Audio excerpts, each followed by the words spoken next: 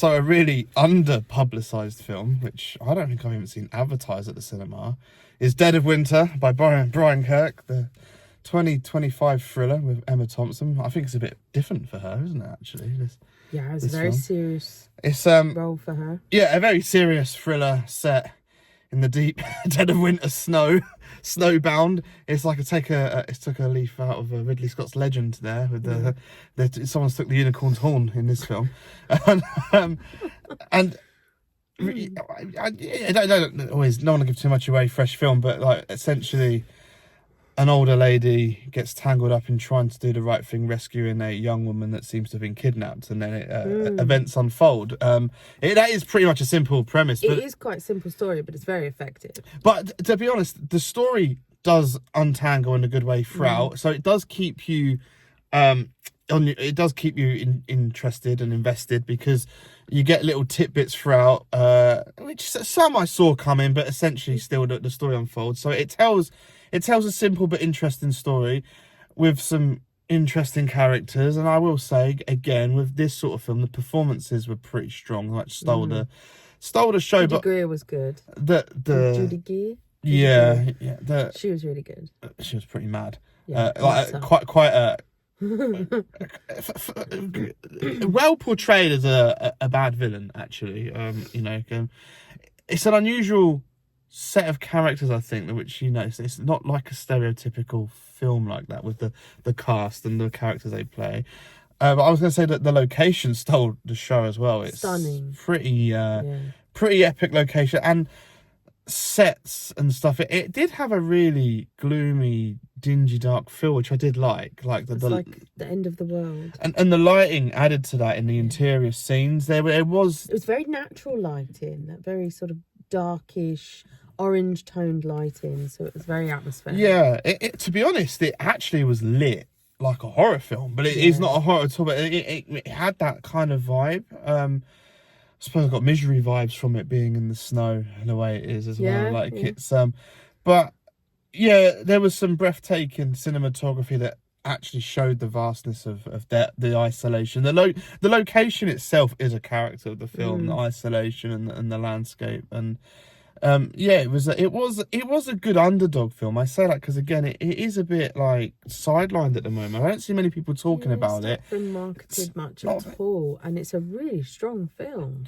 And it's a shame because it is. I know you really enjoyed it. I did very much enjoy it. I think Barb is the toughest old lady I've ever seen in a film. She's phenomenal. She just don't quit. She just keeps going. Yeah, I liked it. I said there was some good characters, some pretty strong drama, amazing location and use of set. So it was quite a winner, and it's hard to be original with these days. I've seen a lot of films, so there's always films you can compare things to. Yeah, there's certainly things you can say, oh, it's a little bit like this and a little bit like that, and it is quite a simple film, but it's a simple film done well. So like you said, it's got the strong actors, it's got fantastic backdrop, the lighting and cinematography were on point, and I think the pacing was really well done. It's very tense and atmospheric, pretty much from start to finish.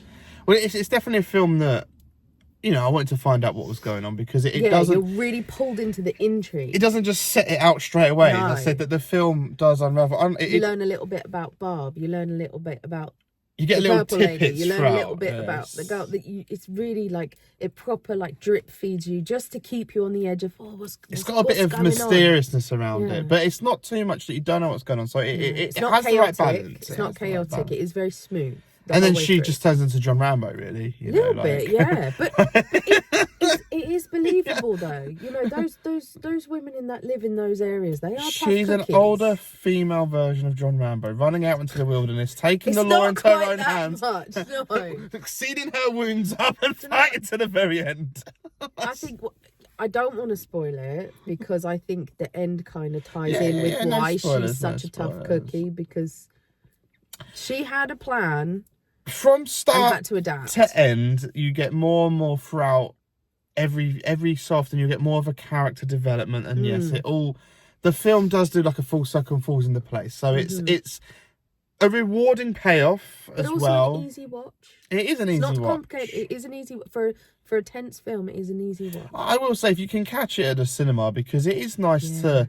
to go and support film and cinema. The sound was really good. It had a nice subtle Yeah, score, which moved it along as well. There is a lot of positives, so I do recommend it.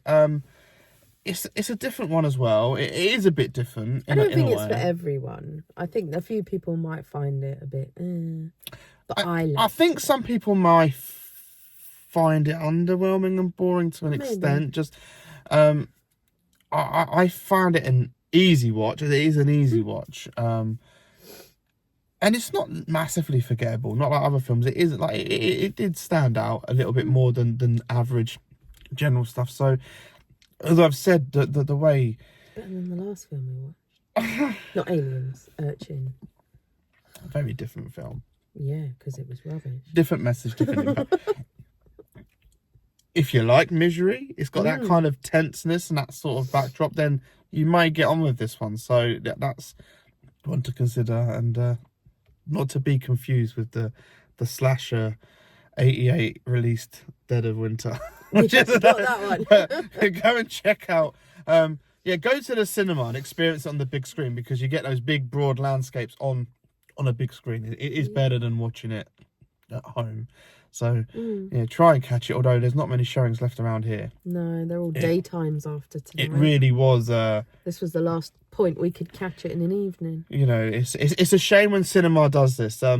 The underdog films literally do a few days, and then to tick boxes and have their screenings, they are shown at like 11:50 in the morning on a weekday when 2 it's in the afternoon. really hard to get to, and that kind of kills a film. And then I feel like, Because I do feel a lot of people do work 9 to 5s. Like I work I work a day job. I feel like the film doesn't do that well because of the bad release it's got, and then it's this vicious cycle going on. Well, it underperformed, it didn't do well, but it never had a chance. So as I say, like it's if you want to support film and the more underdog films, then definitely try and see this at the cinema. Otherwise, I feel like this is a film that's going to kind of just slip under the rug and just appear on a streaming service in a few months' time, and it will just And it won't be won't spoken get the about. love it deserves. No, I do feel like this will go unnoticed, which is a shame, because it does deserve more than that. So if you can, cozy up for a very cold towel, because it did feel cold. Yeah.